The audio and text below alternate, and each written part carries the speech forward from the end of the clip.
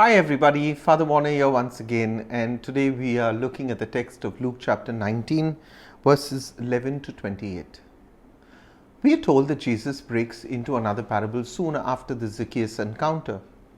Jericho was 15 miles from Jerusalem and Jesus was on the way to Jerusalem for the Passover, and it seems that many believed that he was going to establish his kingdom. Therefore, he told them a parable. He told this parable to the crowd to show that the kingdom would not be established immediately as they thought. Instead, according to what the Father had planned, Jesus must go to the cross first. There is a sense of departure in the story of Jesus. They were not to expect a coronation, but really a rejection. The parable seems to have two parallel storylines. First, the hostility between the king and the citizens who want to be rid of him, and second, the interactions between the king and his slaves. The latter receives the most attention in this parable. The parable of the unpopular king, while is a clear reference to the hatred that the Jews had for Jesus, also had its roots in a historical fact. At the death of Herod the Great, his son Archelaus had to undertake a long journey to receive kingly power. He could not be king in Judea until his claims had been ratified by the government in Rome. Because of his unpopularity, a group of 50 Jewish subjects went to Rome to complain against his kingship. Archelaus killed his enemies on his return. The parable has three types of slaves: the faithful ones who obeyed because they loved and trusted their master and wanted to please him; the unfaithful one who disobeyed because he feared his master; and the rebellious citizens who rebelled because they hated their king. To each of these slaves, 10 pounds were given when the king went abroad. The mina, represented here by a pound, was the equivalent of 3 months' wages for a laborer, or close to about 100 denarii. Each servant was given 10 pounds to do business with until the king came back. The amount was the same to all, signifying equal opportunity in spite of the fact that each slave was so different. The first servant or slave earned 10 pounds with the 1 pound that had been entrusted to him. He had an awareness that the money was not his own. Remember, the words are, when he returns it, he says, "your pound."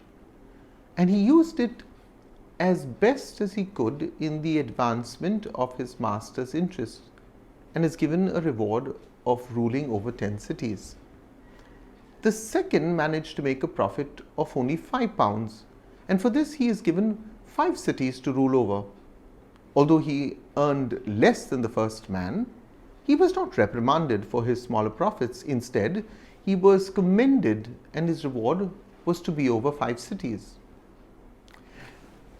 That brings us to the third slave, who returns the amount with no investment. His justification is that, being afraid of his very harsh master, he chose to play it safe. For Jesus, there is no safe position. The only road to success is to take the risks of the first 2 servants. The third servant or slave claimed to be paralyzed by fear. In truth, the servant didn't feel that his master deserved to benefit from his labor. His spineless fear didn't come from his love or reverence for his master, but was tainted, really, if you read, with contempt for him. If he had a true regard for the master, it would have provoked a desire to please the master by working to make a profit for him. The servant considered himself honest because he returned the pound with no loss. The master, on the other hand, called him wicked because he returned it with no gain. The third slave finds his words now being used against him, for his money is taken away and given to the slave who brought his master the best results. So, what was the problem with the third slave?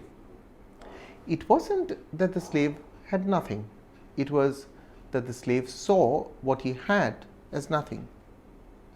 The slave saw his 10 minas as money that didn't have much economic value, money that had no prospect of progressing or increasing.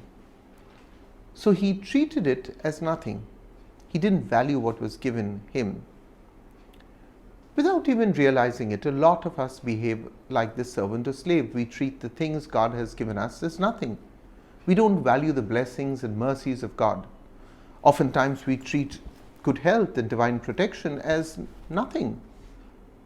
Going out and coming back safely home is seen very often as nothing important.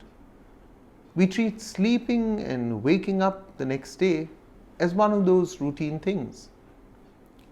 The parable of the talents, pounds, or minas reminds us that nothing can excuse inaction. We must live our lives with an energy not focused on what we consider our worth to be, but what it can be. The fact that we may have fallen again and again in our life's journey does not permit us to pause, let alone stop altogether. Cowards will never build the kingdom. Thank you for being part of these daily reflections that we share with you on YouTube based on the daily gospel texts. We do hope you have subscribed to our channel. In case you would like to get to us and write your comments or send your petitions, please do that by sending us a WhatsApp message only. You can contact me on my number, that's +91, which is the code for India. I'll say that again, +91 and the number 98202 42151, 98202 42151. In case you would like to support this ministry of ours, do write in and let us know how you would like to do that. Thank you.